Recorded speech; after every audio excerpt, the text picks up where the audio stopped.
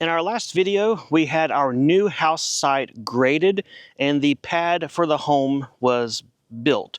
Mostly cut out of our land, but hey, it's here, so we'll say built.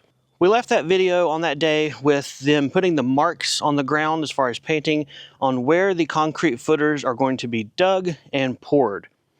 On our own personal timeline, although this doesn't match up with YouTube videos, that was yesterday. And either later this evening or tomorrow, very early in the morning, they're going to come back and dig the footers. And then for sure, tomorrow is concrete day. The new house is very, very close to where the old one currently is sitting. And that's because they were working around having our water line in a certain location already there. And our septic system, which is a pump system, it has a 2-inch pipe that runs from the septic tanks up into our front field to our drain field. So those were hard line constraints. That meant that the new house had to get pushed back closer to this one than we originally thought, and it is very, very close to our house. On the ground, you will see some orange and blue marks. That's where the concrete footers are going to go, and that's what's below the metal beams of our home, being that we have a manufactured home coming. There are also 4 rebar stakes out here that are not as easy to see on camera, but they represent the far corners of the house. If you look at how close they are compared to the single wide, they are very close, like maybe 5 feet away. The grader tells us that that's not an issue from putting a house here and having a house there as far as the ground supporting everything and foundation wise. However, overnight, I have stressed a little bit about how close the houses are, especially considering one of the big things we need to do to break down this house is remove all of this concrete block perimeter wall. So what we decided to do, and the point of today's video, is to go ahead and begin removing the concrete block wall in the area where it's going to be close to the new home. I do not want to run the risk of hitting either houses with the mini excavator or the tractor as we remove the block. So now, honestly, is the absolute best time to do this. All right, so Elijah wants to see if he can bust this block up by hand first. I'm also curious to know how durable it is, but we'll do that for a little bit and then we'll bring out the machinery because honestly, that's a lot easier.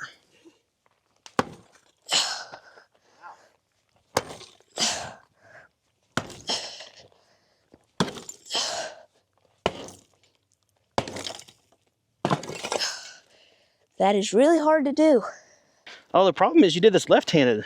It's gonna be backwards for me, so there's my excuse if I don't do it right. Cool, right in the corner.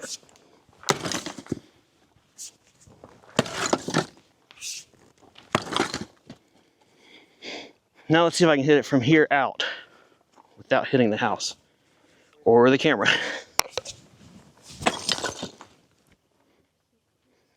That is pretty satisfying. All right, I'm selling tokens for the country redneck fair here. Step right up, bust out the single wide block.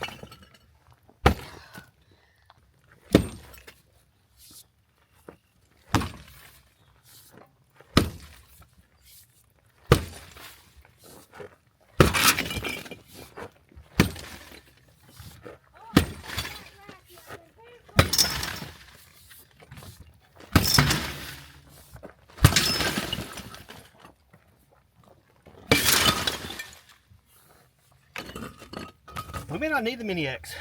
Just take breaks. Whew. Who's next?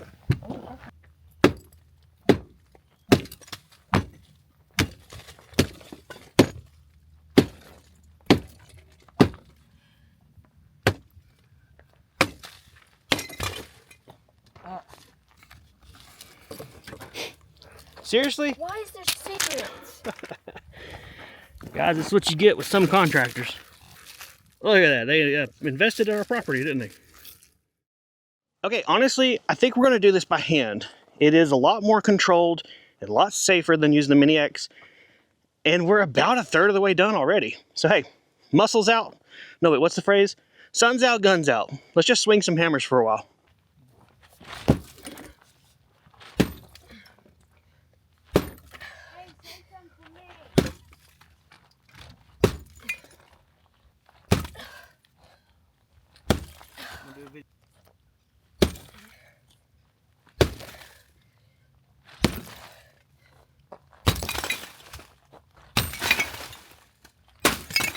Just like on House Flipper. Now one thing that I think will help you, you hit here once, but then move. You're trying to break up the mortar and the block. You're not trying to bust out the whole block. So like with this one, there's a joint right here. So I'm gonna try, hit it in the joint, and then move back about 16 inches. Hit it in the joint, see how it cracks? Now I can probably just hit this real easy. And then this one in the middle, hit much easier. So see, you come halfway back, there's a joint here.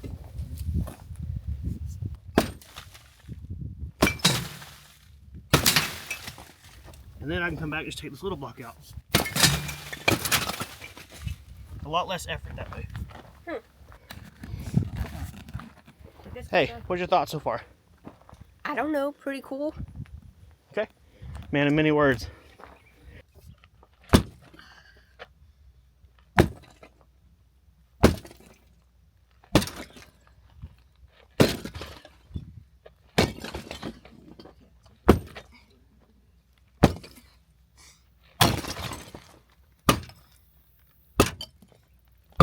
Don't want to hit the house.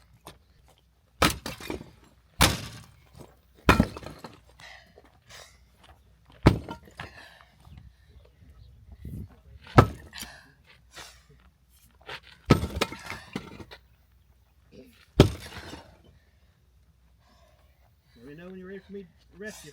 Okay.